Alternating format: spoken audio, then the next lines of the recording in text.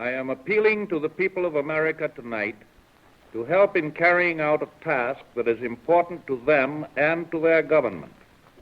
It is a part, but an essential part, of the greater task of finding jobs for willing workers who are idle through no fault of their own, of finding more work for those who are insufficiently employed, and of surveying the needs of workers and industry to see if we can find the basis of a better long-range plan of reemployment than we have now. Enforced idleness, embracing any considerable portion of our people in a nation of such wealth and natural opportunity, is a paradox that challenges our ingenuity. Unemployment is one of the bitter and galling problems that now afflicts mankind. It has been with us in a measure since the beginning of our industrial era. It has been increased by the complexity of business and industry, and it has been made more acute by the Depression. It has made necessary the expenditure of billions of dollars for relief and for publicly created work. It has delayed the balancing of our national budget and increased the tax burden of all our people. And in addition to the problem faced by the national government, our states and local governments have been sorely pressed to meet the increased load resulting from unemployment. It is a problem of every civilized nation, not ours alone. It has been solved in some countries by starting huge armament programs, but we Americans do not want to solve it that way. Nevertheless, as a nation, we adopted the policy that no unemployed man or woman can be permitted to starve for lack of aid, and that is still our policy. But the situation calls for a permanent cure and not just a temporary one. Unemployment relief is, of course, not the permanent cure. The permanent cure lies in finding suitable jobs in industry and agriculture for all willing workers. It involves cooperative effort and planning, which will lead to the absorption of this unused manpower in private industry. Such planning calls for facts that we do not now possess. Such planning applies not only to workers, but to the employers in industry, because it involves trying to get rid of what we call the peaks and valleys of employment and unemployment, trying with the help of industry to plan against producing more goods one year than people can or will consume, and cutting production drastically the following year with the resulting layoff of hundreds of thousands of workers. That is a long and difficult problem to find the answer to, and it may take many efforts in the coming years to find the right answer. But in the meantime, we need more facts. For several years, varying estimates of the extent of unemployment in the United States have been made. Valuable as some of these estimates have been in providing us an approximation of the extent of unemployment, they have not provided us with sufficient factual data on which to base a comprehensive reemployment program. So during this coming week, we are going to strive to get such facts. We are going to conduct a nationwide census of the unemployed and of the partly unemployed, and we are going to conduct it in the genuinely democratic American way. This is to be a wholly voluntary census.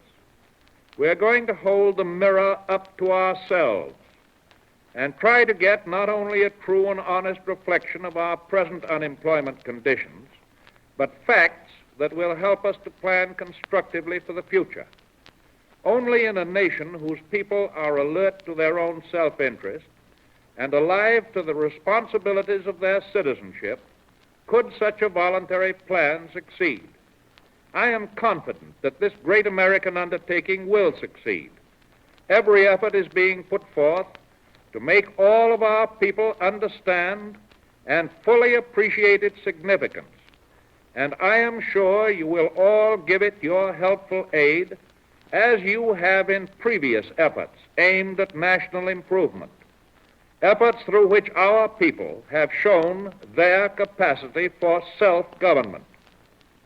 On Tuesday next, November 16th, the Post Office Department, through its far-flung and highly efficient organization, will undertake to deliver to every abode in the United States an unemployment report card, a card containing 14 simple questions. The report card, which the postman will leave at your door on Tuesday, is a double postcard, larger than the customary card. It is addressed especially to those who are unemployed or partly unemployed, and who are able to work and are seeking work. This card contains a message to you from me, a message carrying the assurance that if you will give me all the facts, it will help us in planning for the benefit of those who need and want work and do not now have it. This message calls upon the unemployed and everyone else throughout the land to help make this census complete, honest, and accurate. If all the unemployed and partly employed persons who are able to work and who are seeking work will conscientiously fill out these cards and mail them just as they are, without a stamp, without an envelope, by or before midnight of November 20th, our nation will have real facts upon which to base a sound reemployment program. It is important for every unemployed person to understand that this report card is not an application for relief, nor a registration for a job. This is purely and simply a fact-seeking census. When you receive this card, you will note that the 14 questions are designed to give this nation a wider basis of knowledge of its unemployment conditions than it has ever had before. If our unemployed and partly unemployed wholeheartedly give the information sought in these 14 questions, we will know not only the extent of unemployment and partial unemployment, but we will know also the geographical location of unemployment by states and by communities. We will likewise be able to tell what age groups are most severely affected. But most important of all, we will know the work qualifications of the unemployed. We will know in what industries they are suited to function. And we will be equipped to determine what future industrial trends are most likely to absorb these idle workers. I think it is necessary to emphasize that only those unemployed or partly unemployed who are able to work and who are seeking to work should fill out these cards. All others may disregard them. But I appeal also to all of you who are employed today, you who are employed, asking you to enlist as good neighbors to those who are unemployed in your communities and who may need help in filling out their cards properly and promptly. They need the stimulus of your cooperation to recognize the importance of this national effort to help them. I think this neighborly cooperation will be very helpful in dispelling from the minds of the unemployed all fear that the information sought in this census is to be used for any purpose other than helpfulness. I repeat the assurance to the unemployed that the information which you give on these report cards will in no sense be used against you, but so far as lies within my power, will be employed for your own good and for the welfare of the nation. When we have ascertained the full facts of unemployment, we can extend the voluntary and neighborly character of this effort to the task of finding the solution to the perplexing problem. Its importance justifies a national approach, free from prejudice or partisanship, and warrants the cooperative endeavors of business, of labor, of agriculture, and of government. I am confident that this nation of ours has the genius to reorder its affairs and possesses the physical resources to make it possible for everyone, young or old, to enjoy the opportunity to work and earn. There is neither logic nor necessity for 1/3 of our population to have less of the needs of modern life than make for decent living. Our national purchasing power is the soil from which comes all our prosperity. The steady flow of wages to our millions of workers is essential if the products of our industry and of our farmers are to be consumed. Our far-sighted industrial leaders now recognize that a very substantial share of corporate earnings must be paid out in wages, or the soil from which these industries grow will soon become impoverished. Our farmers recognize that their largest consumers are the workers for wages, and that farm markets cannot be maintained except through widespread purchasing power.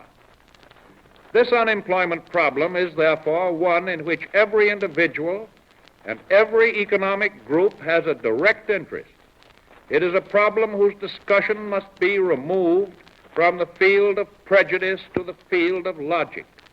We shall find the solution only when we have the facts, and having the facts, accept our mutual responsibilities. The inherent right to work is one of the elemental privileges of a free people. Continued failure to achieve that right, that privilege, by anyone who wants to work and needs work is a challenge to our civilization and to our security.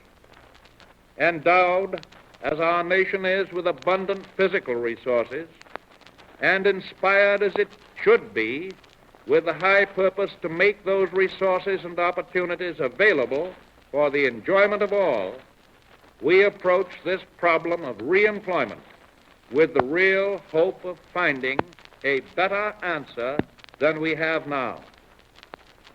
The unemployment census, as a sensible first step to a constructive reemployment program, ought to be a successful bit of national teamwork from which will come again that feeling of national solidarity which is the strength and the glory of the American people.